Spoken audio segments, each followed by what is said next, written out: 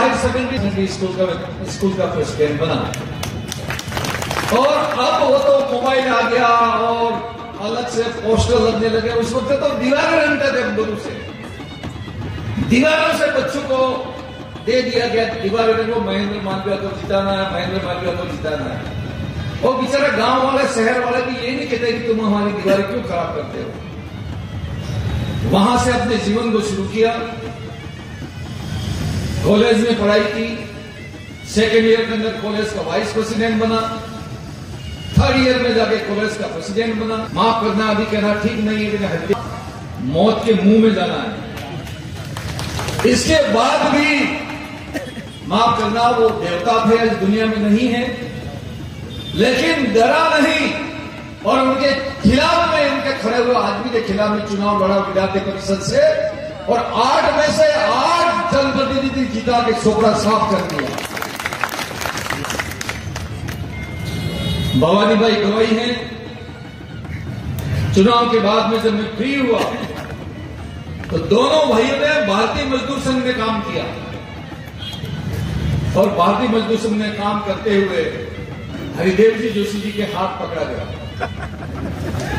और पकड़ा गया तो ऐसा पकड़ा गया कि मेरे ऊपर कितने मुकदमे हो गए वो कहना की बात नहीं बताते ना। लास्ट में जाके आत्मसमर्पण करना पड़ा। फिर प्रधान का चुनाव आया, मेरे पास पूरी मेजोरिटी थी, फिर भी मुझे कांग्रेस का प्रधान का टिकट नहीं दिया। फिर निर्दलीय चुनाव लड़ना पड़ा और चुनाव लड़के प्रधान का चुनाव जीता। मुझे डर था, इसलिए कांग्रेस कमेटी में वापस जाके दौड़ लगा था। फिर सेकेंड बार प्रधान का चुनाव लड़ना पड़ा, फिर मेरे पास मेजोरिटी, फिर मुझे टिकट नहीं दिया। फिर भारतीय जनता पार्टी के सहयोग से मैं आनंदपुरी पंचायत समिति का फिर प्रधान बना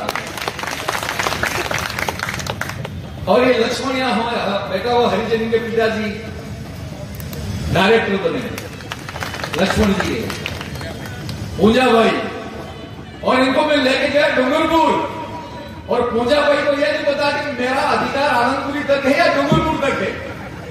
वो मेरे को यूं कहे कि डूंगरपुर में हरिजन जहां भी रहता मुझे सड़क बनानी पड़ती, अभी कभी चलो।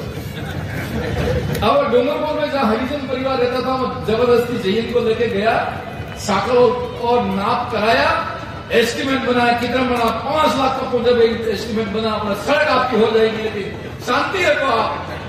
और प्रधान बना और प्रधान बनते हुए फिर भारत सरकार के अंदर एमपी का मुझे टिकट दिया। लेकिन माफ करना, अशोक गहलोत जी उस वक्त प्रदेश अध्यक्ष थे, उन्होंने मुझे टिकट दिया। 1,14,570 वोट से मैं जीता और लक्ष्मी बहन यहां बैठी हुई है, हम भाई बहन आमने सामने चुनाव लड़े थे। तब से लगाकर काम तो चलता रहा, जीवन में उतार और चढ़ाव आते रहे, लेकिन मैं पढ़ा लिखा आदमी, देश और दुनिया में क्या हो रहा है इसको मैं समझ सकता हूं, दुनिया समझ सकती है। आपको पता है कि साक्षरता का आंदोलन चला था, ले मसाले चल पड़े, लोग मेरे गांव के पूछते हैं, झोपड़ियां पूछते हैं कि मेहनत करके पढ़ने दो, हमको आगे बढ़ने दो, हम सबकी हो जिम्मेदारी, पढ़ी लिखी हो घर की नारी, गांव ना डोगरा है तारे लोग पेपर आओ तो साक्षरता पढ़ी गया वो अमृत निवासता है। जब अनपढ़ आदमी इतना समझ सकता है तो महेंद्र मालवीय तो समझ सकता ही नहीं। देखता रहा मैं रंग और ढंग, लेकिन ईमानदारी की बात है, आज मेरी 62 साल की उम्र हो गई है और 5 साल जो वर्तमान में है इसमें अगर कांग्रेस का मैं एमएलए बन के बैठा रहता, मेरे बाकी तरह के साथी तो उसको समझने की कोशिश करो, बैठा रहता मैं तो मेरा पेट तो भर जाता, मुझे महीने की 1 लाख रुपया तनख्वाह मिल जाती, आने जाने का रेल का और हवाई जहाज का किराया मिल जाता, मकान बढ़िया मिल जाता, लेकिन मैं बाकी तरह की जनता की, बांसवाड़ा की जनता का भलाई का काम नहीं कर सकता।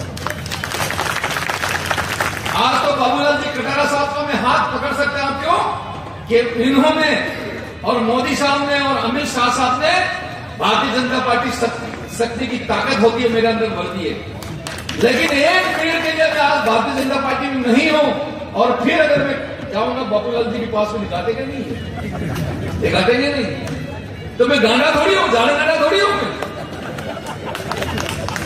और इसलिए मैंने तय किया ऐसी इन बातों में कोई तंत्र नहीं है।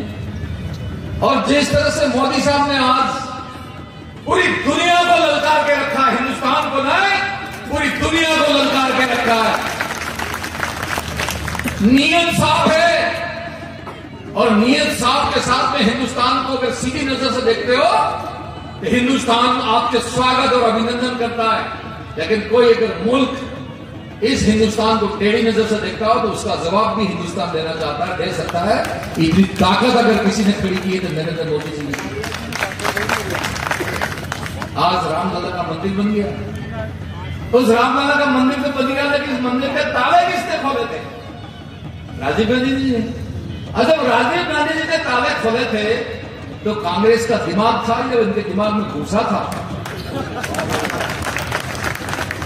वो सीधे कहते कि मंदिर बन गया है भाइयों, ये पूरा देश कई धर्मों का और कई जातियों का देश है, जिससे मर्जी पड़े वो मंदिर में दर्शन करने जा सकता है। आप सबको छूट है, ये बात कहनी चाहिए थी। ये कहने के नहीं हम तो मंदिर में तो नहीं जाएंगे। अभी ठीक कहा खराड़ी जी ने, आदिवासी सुबह उठता है मेरे भाई और बाप से में मिलता है तो कहता है राम राम। दिन में सौदे में दीवार के दारे था आपको दारो पैरों रमिए आको दारो एक गरदकी पीले गरदके खाना वाले में राम राम राम राम राम करे अब मोटू हुआ राम नहीं मरता। वहां कह रहे कि राम को मत मानो। कोई कहता है कि तो काल्पनिक है। अरे भाई काल्पनिक की बात को छोड़ो। ने मारा घना भाई आदिवासी बेटा है गांव में अगर काकरो पाणो मोटो हो तो बदला ने सोवे के એને ભગવાન મારીને હિન્દુ છોકરે ને કલી છોકરે ने भगवान माने आगे, जबकि यहां तो मां त्रिपुरा सुंदरी है, बेनेश्वर का धाम है, शहीदों की भूमि मानगढ़ है, कोटियाबा पांडवों की धरती है। वहां भगवान को नहीं माने कहां संभव है? और इसलिए मैंने कहा कि भाई आप मत मानो, महेंद्र मालवीय आपको बाय बाय कहता है।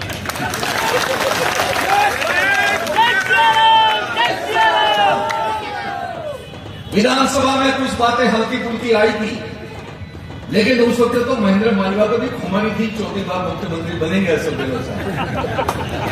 अगर भगवान सद्बुद्धि दे देता खराड़ी जी, भगवान सद्बुद्धि दे देता तो मैं भी आपके साथ आज वर्तमान में सरकार में मंत्री होता। लेकिन वो काम मेरे से नहीं हो सका, चुप गया।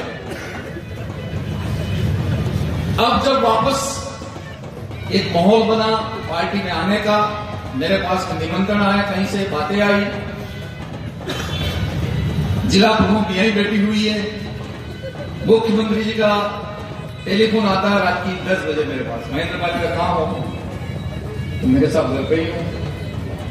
मैंने कुछ कहा था, आपने मन बनाया? मेरे साथ मन तो बना तो है। ऐसा करो कल जयपुर आ जाओ, लेकिन पूरी तैयारी के साथ में आना।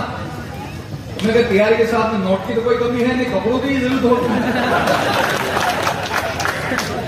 कपड़े लेके निकल गया। शाम को मुख्यमंत्री जी से बढ़िया बात हो गई और मुख्यमंत्री जी ने कहा कि कल दिल्ली जाना है, आपको बुलाया गया दिल्ली। उन्होंने कहा कि मैं चाहूंगा आपको हवाई जहाज में ले जा सकता हूं, लेकिन अगर मैं आपको हवाई जहाज में ले गया तो पार्टी में आने से पहले ये पेपर वाले हैं और सब रन देंगे और आपकी सदस्यता रुक जाएगी। इसलिए आप अपने हिसाब से आओ, मैं तो कल हवाई जहाज से जा रहा हूं। 2 दिन तक राष्ट्रीय अधिवेशन था, 2 दिन तक, और इससे 2 दिन तक थोड़ी सी तकलीफ रही। लेकिन मैं इस मौके पर मुख्यमंत्री जी को धन्यवाद करता हूं कि ऐसा सरल मुख्यमंत्री मैंने आज तक अपने जीवन में नहीं देखा। जब मैंने टेलीफोन उनको लगाया, तुरंत मैंने अटेंड किया और तुरंत मैंने जवाब दिया। एक मुख्यमंत्री के पास में इतना वक्त होता है क्या? और शाम को कहा कि मालवीय जी, राष्ट्रीय अधिवेशन में नेताओं से बात होगी है, 10 बजे आपको गृह मंत्री जी को वहां जाना है। और जब गृह मंत्री जी को वहां गया तो मेरे से जाने से पहले वो दरवाजे में खड़े मिले मेरे को और अंदर लेके गए 10:30 बजे से 11:30 बजे तक 1 घंटा। और बढ़िया बात यह हुई कि वहां पर राष्ट्र के हमारे राष्ट्रीय अध्यक्ष नड्डा साहब भी वहां उपस्थित थे। तो मैंने कहा महेंद्र मल्ला अपने तो बल्ले बल्ले हो गई।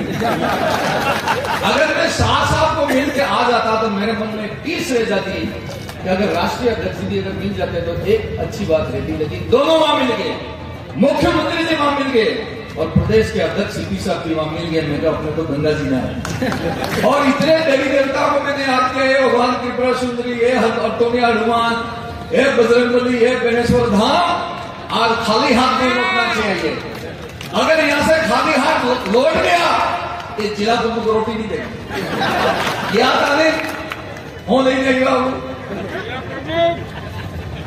तो भाई अच्छा हो गया, लौट के घर आया, मेरा वजन था वो 500 ग्राम हो गया।